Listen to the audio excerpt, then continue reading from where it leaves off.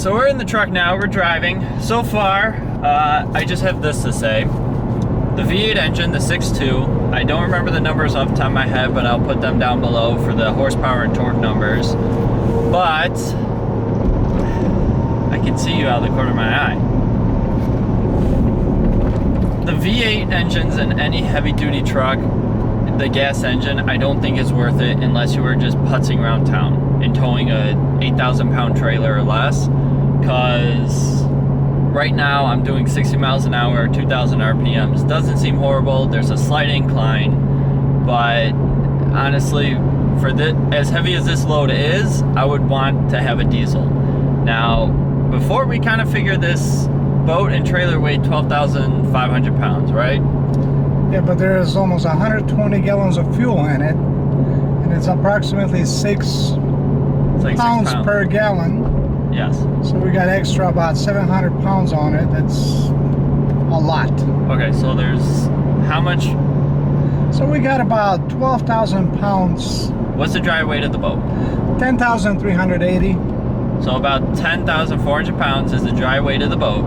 And the trailer, as I looked at the tongue, weighs 2,000 pounds. It's about 2,000, yeah. So we're looking at 12,400 pounds with boat and trailer dry. Maybe 1,300. No, 13,000. 13,000 dry. No, with the fuel is 13,000. There's not much gear on it.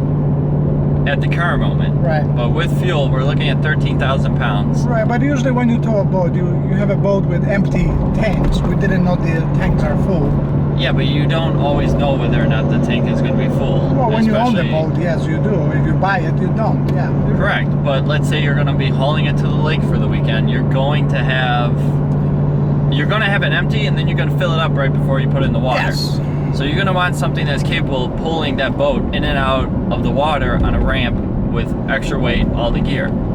Sure, and the ramp is totally a different ballgame now. I mean, going incline and up and down the hills on the expressway is easy. On the ramp, it's not so much. Now, so that's what the weight of the boat is. Right now, about 13,000 pounds. The truck that we have, I took the axle code, looked it up, found out the gear ratio, and this is something you're going to want to do with your truck if you're thinking about towing or buying a truck to tow something, to find out how much your truck can actually tow. Because Ford will state, oh, the new Super Duty can tow almost 30,000 pounds. Yes, that's the F450 dually, not the F250, not the F350. So you have to figure out what your axle ratio is. And the one on this truck is the 373 gearing. And for the truck's configuration, crew cab with a 6 3/4 bed, 4-wheel drive. So I'll link it down below in the description to a website or a PDF of where you can look up the axle code ratio and what kind of specs your truck has to see how much it can actually tow.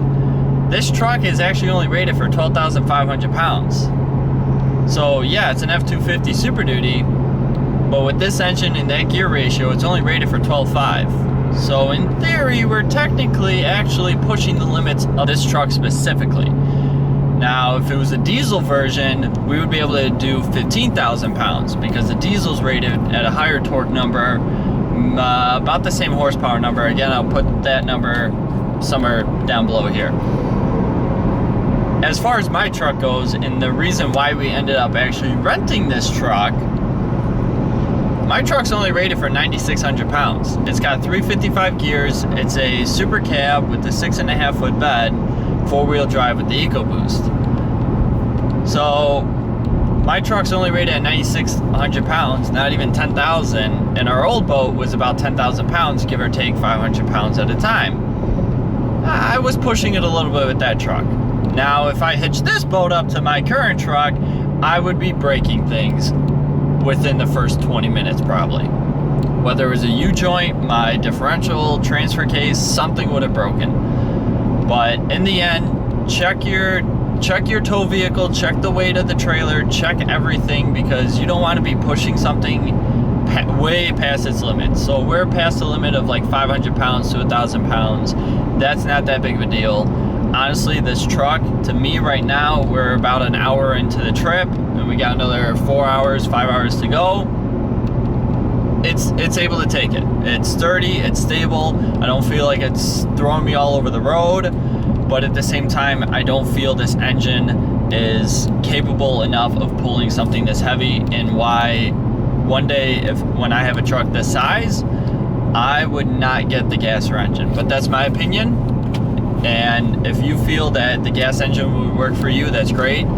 But if you're going to be towing a lot of heavy things most of the time, I would just pay the extra money and get the diesel. And don't forget to mention, we get all the permits to tow it. Just in case if anybody asks. Yes, we need the permits. Did you get that, guys? Wisconsin, Illinois, and Indiana. Each an individual state.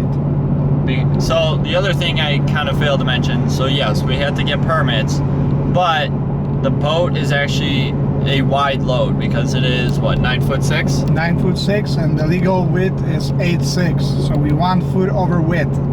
Correct. So make sure you check all your local laws as well. And like I mentioned earlier, boat and trailer and trucks combined gross vehicle weight rating is under that 26,000 pounds. So you do not need a CDL still, which is good because, well, I'll just say that much. But we'll continue to drive now. Just so they know where we got the head. Not a sponsored video. Yes.